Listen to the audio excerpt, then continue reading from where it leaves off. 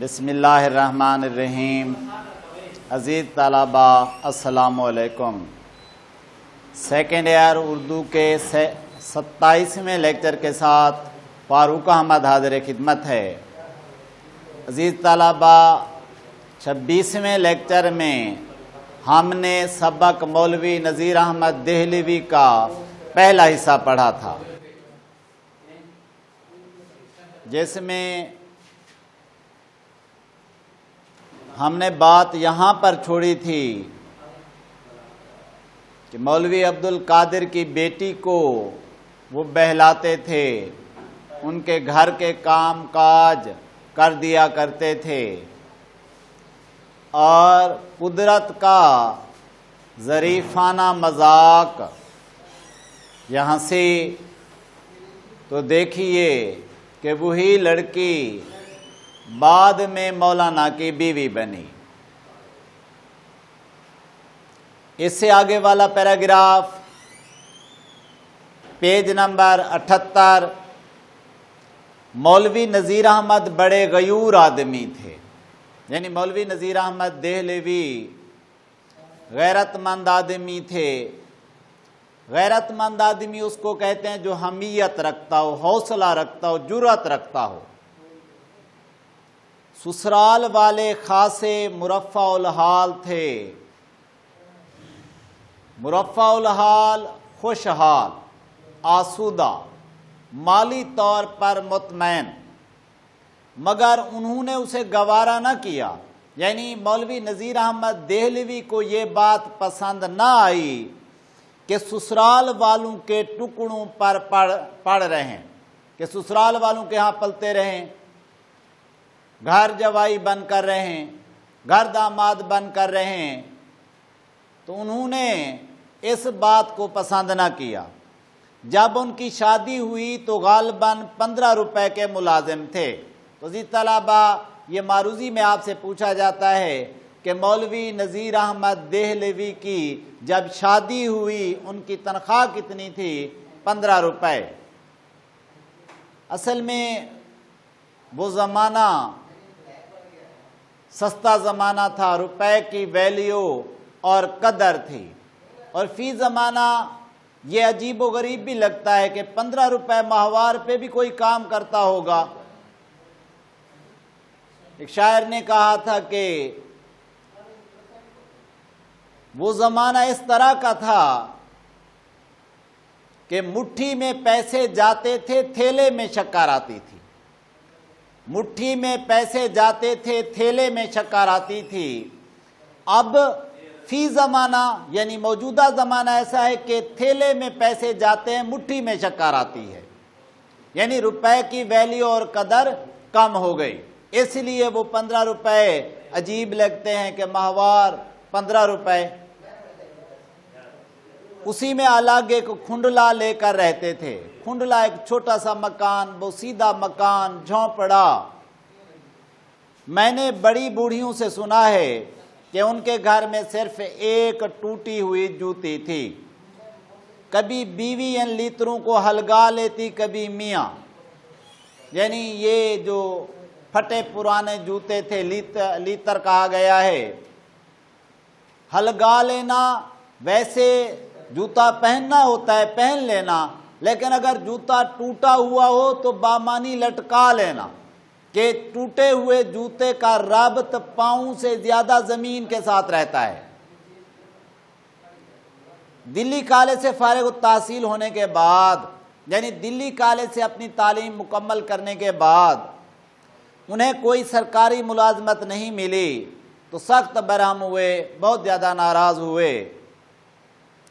Principal سے جا کر ایک دن بولے، مجھے سرکاری ملازمت اگر نہیں دی گئی تو اپلوں کی ڈنڈی کھولوں گا۔ اپلے یہ جانوروں کے گوبر سے بنائے جاتے ہیں، یعنی اپلوں کا ٹال کھول لوں گا۔ حالانکہ دلی کالج کے پڑھے لکھے لوگوں کو جلدی ملازمت مل جاتی تھی، تو انہیں ملازمت ملنے میں تاخیر ہو گئی، تو انہوں نے پرنسپل سے شکایت کی کہ اگر مجھے ملازمت نہ ملی اور دلی کالج والوں نے میری مدد نہ کی تو پھر یہ ہوگا کہ میں اپلوں کا ٹال کھول لوں گا اور اس پر دلی کالج کی سند لگا دوں گا، مگر اس کی نوبت نہیں آئی، اس کا موقع نہیں ملا اور انہیں ملازمت مل گئی۔ مولوی عنایت اللہ مرحوم فرماتے تھے کہ جب ہم لاہور سے دلی واپس آ رہے تھے تو ایک ہی ڈبے میں سب سوار تھے۔ سر سید احمد خان نے کسی بات کے سلسلے میں کہا، مولوی صاحب میں اس لائق بھی نہیں ہوں کہ آپ کے جوتے کے تسمے باندھوں۔ سر سید احمد خان مولوی نذیر احمد دہلوی سے 20-22 سال بڑے تھے اور مولوی نذیر احمد دہلوی ان کا احترام بھی کرتے تھے۔ بڑا جب اس طرح کی کوئی بات کہہ رہا ہو تو شرمندگی ہوتی ہے، لا جاتی ہے، تو تعظیماً مولوی نذیر احمد دہلوی کھڑے ہوئے اور انہوں نے جھک کر 3 دفعہ انہیں سلام کیا، یعنی 3 آداب بجا لائے۔ تعظیماً آداب بجا لانا، جھک کر سلام کرنا۔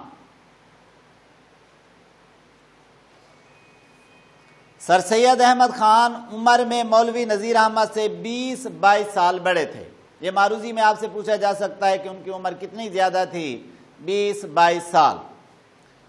اور عوام کے علاوہ انگریزی حکام میں بھی بہت معزز تھے، یعنی انگریز حکام بھی ان کی عزت کرتے تھے، ان کا احترام کرتے تھے۔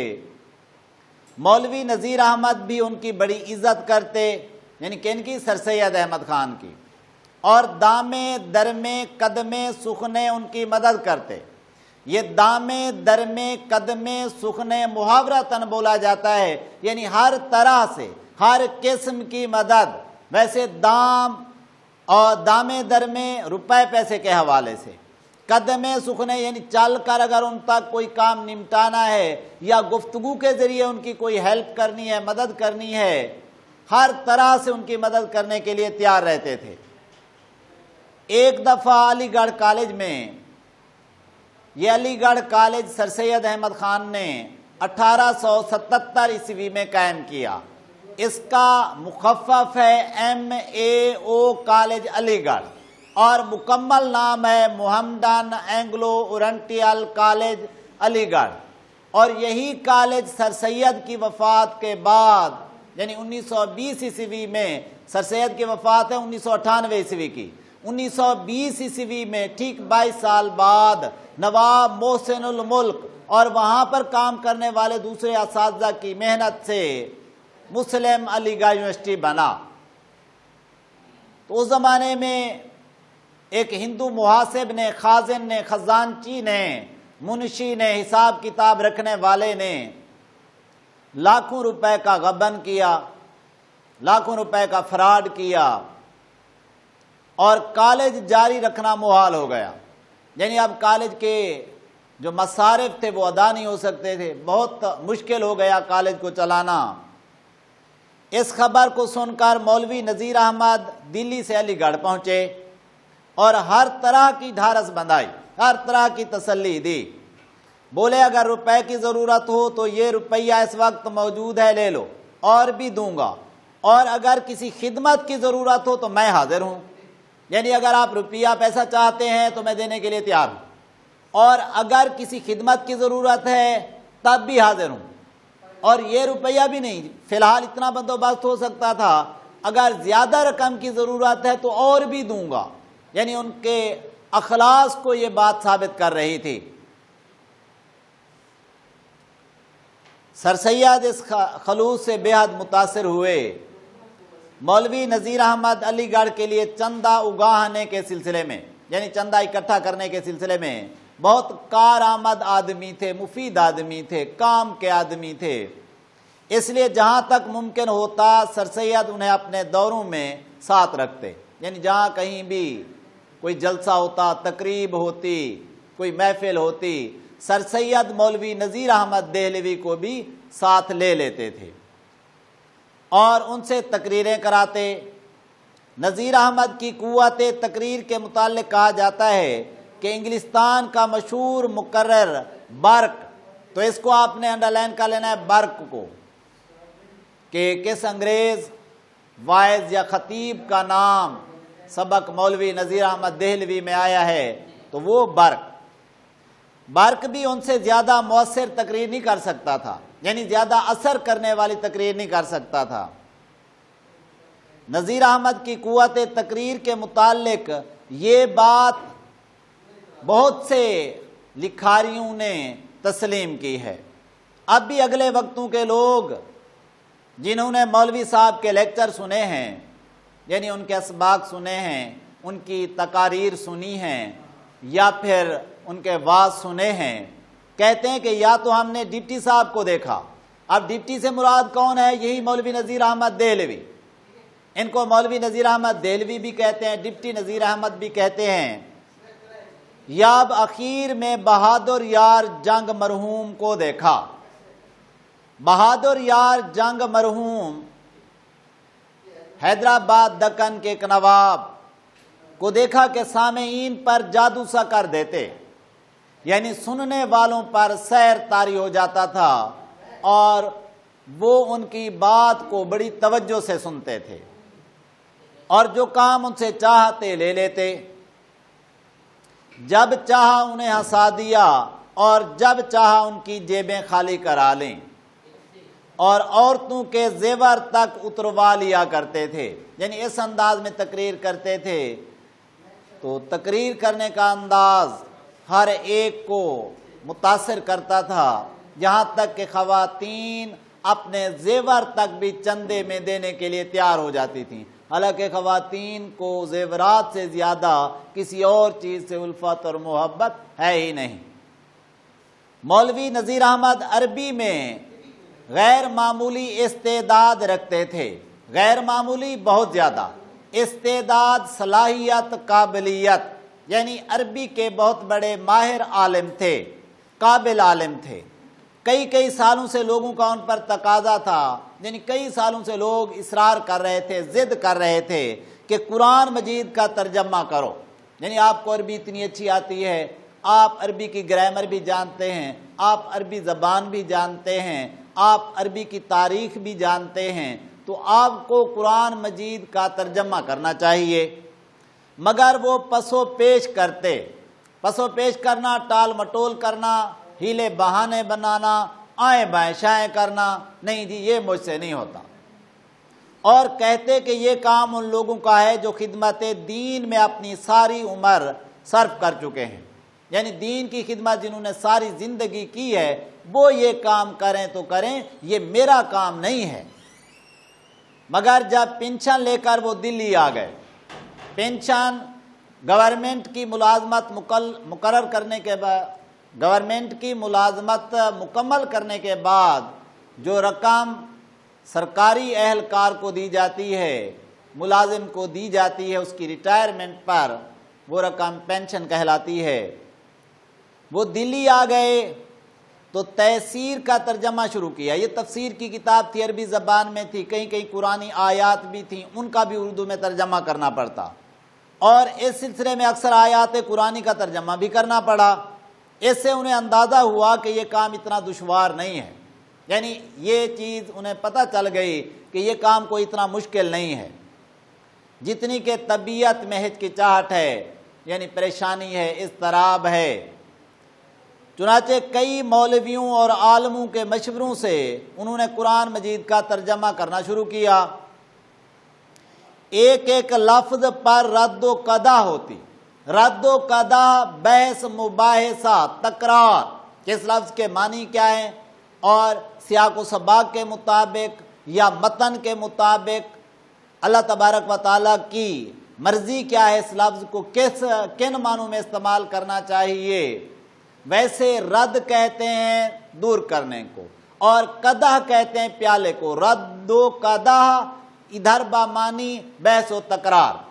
اس لفظ کو غالب نے اپنے ایک شعر میں یوں استعمال کیا ہے، کیوں رد قدح کرے ہے اے زاہد، کیوں رد قدح کرے ہے اے زاہد، یہ میں ہے مگس کی قے نہیں ہے، یعنی اے زاہد پیالے کو کیوں دور ہٹا رہا ہے، تو مکھی کی قے تو پی جاتا ہے اور میں یعنی شراب نوشی سے متنفر ہے، مجھے تیری سمجھ نہیں آ رہی، کیوں رد قضا کرے ہے اے زاہد، یہ میں ہے مگس کی قے نہیں ہے۔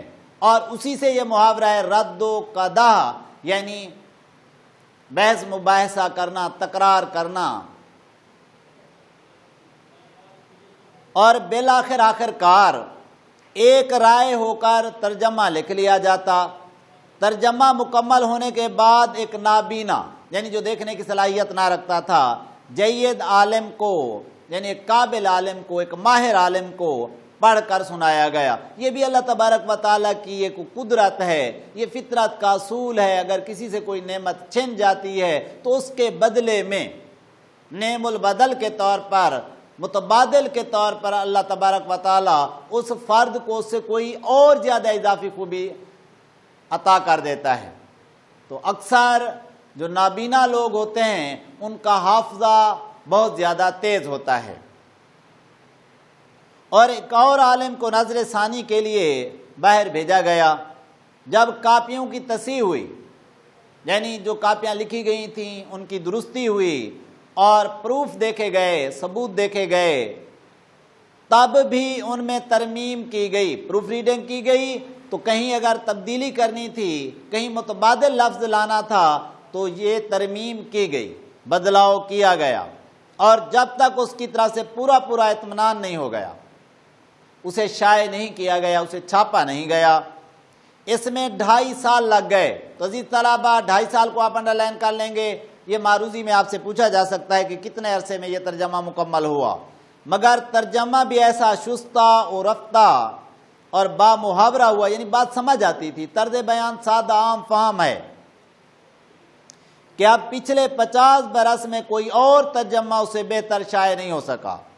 خود مولوی صاحب کو اپنی تمام کتابوں میں ترجمۃ القرآن ہی پسند تھا، اور وہ فرماتے تھے کہ میں نے اور سب کتابیں دوسروں کے لیے لکھی ہیں، اور یہ ترجمہ اپنے لیے کیا ہے کہ یہی میرا توشہ آخرت ہے۔ توشہ آخرت کہتے ہیں آخرت کے لیے زاد راہ، آخرت کے لیے سامان، یعنی قرآن مجید لکھ کر یہ میں نے نیکی کا کام کیا ہے، بھلائی کا کام کیا ہے، کیونکہ قرآن مجید تو عربی زبان میں ہے۔ عربی برصغیر پاک و ہند میں کتنے لوگوں کو آتی ہوگی، قرآن کو کتنے لوگ سمجھتے ہوں گے، تو میں نے مقامی زبان میں، مقامی بولی میں قرآن مجید کا ترجمہ لکھا ہے۔ اب لوگ اس ترجمے کو پڑھ کر قرآن مجید کو سمجھیں گے اور نیکی کے کام کریں گے، تو یہ بات میرے لیے صدقہ جاریہ ہو جائے گی، اور ترجمۃ القرآن میری بخشش کا سبب بن جائے گا۔ تو عزیز طلبہ، آج کے لیکچر کو میں یہیں پر ختم کرتا ہوں۔ انشاءاللہ تعالی اگلے لیکچر کے ساتھ پھر حاضر ہوں گا۔ اللہ حافظ، شکریہ۔